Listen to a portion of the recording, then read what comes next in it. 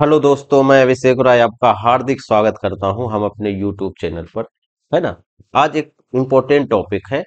आज टॉपिक है क्योंकि भारत में जो है ना, चुनाव की घोषणा हो चुकी है कि कितनी तारीख को चुनाव होने वाला है। जैसे ही चुनाव की घोषणा हो जाती है उसी टाइप से लग जाता है मॉडल कोड ऑफ कंडक्ट। है ना। इलेक्शन कमीशन लगा देती है, यानी इसी को बोलते हैं आदर्श चुनाव आचार संहिता। ये क्या होती है, ये कैसे काम करती है ना। ये सब यानी इलेक्शन कमीशन ने लोकसभा चुनाव के लिए तारीखों का ऐलान कर दिया है, जिसमें कुल कितना है, 7 चरणों में वोट डाले जाएंगे। है ना। पहले चरण में 19 अप्रैल को 102 सीटें पर होगा, दूसरे चरण में 26 तारीख को होगा, 26 अप्रैल को, जिसमें 89 सीटें होगी। है ना। तीसरे चरण 7 मई को होगा, 94 सीटों पर होगा। चौथे चरण 13 मई को होगी, 96 सीटों पर। पांचवें चरण में क्या है, 20 सीटों पर होगी, 49। है ना, 20 मई को 49 सीटों पर होगी। और छठे चरण में 25 मई को 57 सीटों पर। है ना। और या सातवें यानी आखिरी चरण में 1 जून को होगा और 57 सीटों पर वोट डाले जाएंगे। ये टोटल जो है 7 चरण में हमारा जो है लोकसभा का चुनाव संपन्न होगा, और उसके जो नतीजे हैं, जो रिजल्ट है, वो 4 जून को घोषित हो जाएंगे। क्लियर है। भारतीय निर्वाचन आयोग चुनाव कार्यक्रम की घोषणा करते ही आचार संहिता यानी मॉडल कोड ऑफ कंडक्ट लागू हो जाती है। अब इसमें होता क्या है ना, इस दौरान जो सरकारी मशीनरी एक तरह से चुनाव आयोग के नियंत्रण में आ जाती है ना। जैसे पूरा का पूरा जो है ना, इस हिसाब से जो सरकारी जो मशीनरी है वो कैसे होगा, हम आगे बात कर लेंगे। मतदान और मतगणना के बाद, है ना, नतीजों की आधिकारिक घोषणा के साथ ही आचार संहिता हट जाती है। यानी 4 तारीख को जैसे ही रिजल्ट की घोषणा हो जाती है, तब क्या होगा कि ये जो आचार संहिता है, मॉडल कोड ऑफ कंडक्ट है, वो समाप्त हो जाएगी। है ना। अब समझते हैं कि आदर्श आचार संहिता क्या है और इसके क्या क्या नियम कायदे हैं। है ना। ये कैसे काम करता है, हम इस पर बात कर लेते हैं। अब ये चीज समझते हैं कि आदर्श आचार संहिता क्या है। देश में स्वतंत्र और निष्पक्ष चुनाव कराने के लिए चुनाव आयोग कुछ नियम बनाता है ना। और चुनाव आयोग के इन्हीं नियमों को आचार संहिता कहा जाता है, मॉडल कोड ऑफ कंडक्ट कहते हैं। है ना। क्लियर है। लोकसभा और विधानसभा चुनाव के दौरान इन नियमों का पालन करना सरकार, नेता और राजनीतिक दलों की जिम्मेदारी होती है ना। यानी जो इलेक्शन कमीशन रूल बनाएगा उसी को सबको फॉलो करना है, और उसी रूल को हम लोग बोलते हैं मॉडल कोड ऑफ कंडक्ट या आचार संहिता बोलते हैं। ये जो आचार संहिता होगी कब लागू होगी, लागू होती है ना। आचार संहिता चुनाव की तारीख की घोषणा के साथ ही लागू हो जाती है ना, जैसे अभी लागू है।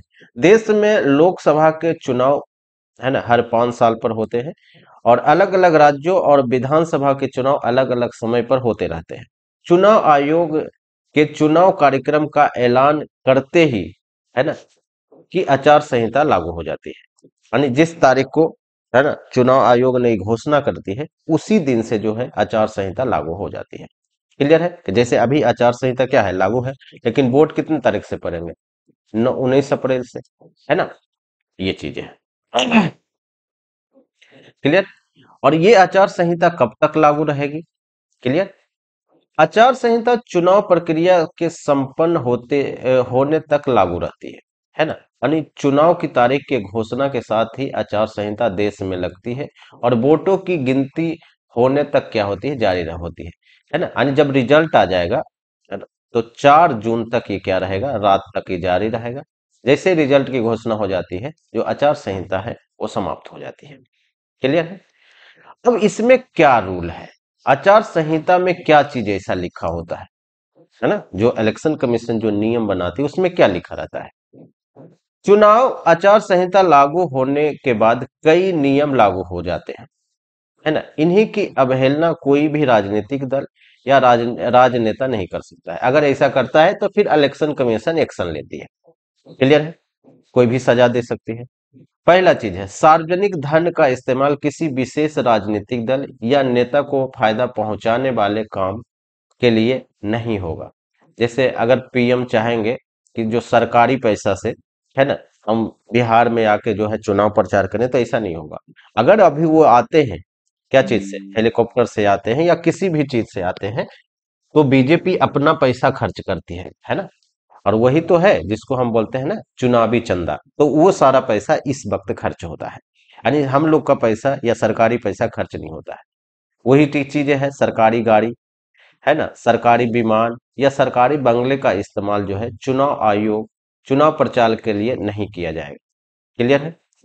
किसी भी तरह की सरकारी घोषणा, लोकार्पण और शिलान्यास आदि नहीं होगा। किसी भी राजनीतिक दल, प्रत्याशी या राजनेता या समर्थक को रैली करने से पहले पुलिस से अनुमति लेनी होगी, है ना, यानी अपने मन से जो है नहीं कर सकता है। किसी भी चुनावी रैली में धर्म या जाति के नाम पर वोट नहीं मांगे जाएंगे। ऐसा नहीं बोल सकते हैं कि सारे हिंदू एक हो जाओ, है ना, आओ जिताओ। क्लियर है, तो ऐसा नहीं कर सकते हैं। अगर ऐसा कुछ करता है तो फिर इलेक्शन कमीशन इस पर क्या होती है, एक्शन लेती है। क्लियर है ना। तो ये जो पूरा है वो पूरा है मॉडल कोड ऑफ कंडक्ट, आचार संहिता, है ना। ये क्या होता है ये हम अच्छे से डिस्कस किए, है ना, आपको बिल्कुल समझ में आया होगा। तो आज भर इतना ही है, फिर हम मिलते हैं एक नए टॉपिक के साथ, है ना।